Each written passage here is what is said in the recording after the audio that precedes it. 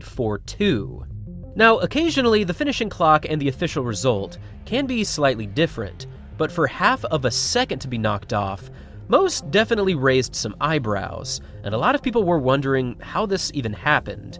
And after digging through various forums and looking for official reasons for this massive drop in Faith's finishing result, the truth appears to be much more manipulative than many people thought.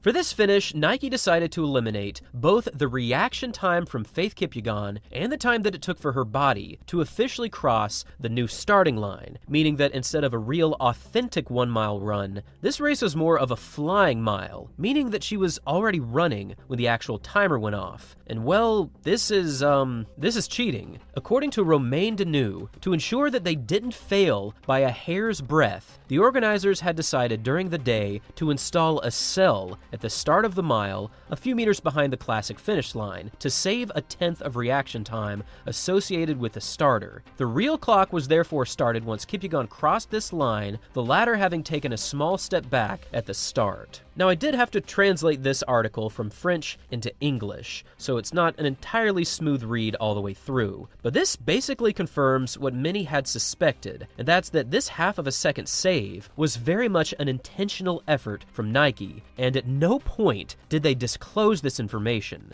Now, this might not seem like a big deal, but considering that this was half a second of a disparity from a race where timing seemed to be everything, this actually makes a huge difference. Instead of Kipygon breaking the world record by just 0.7, Nike can now say she broke the record by more than a second. And the reality is that this kind of result might move shoes, it might move product, it might bring Nike's name into the mainstream even more.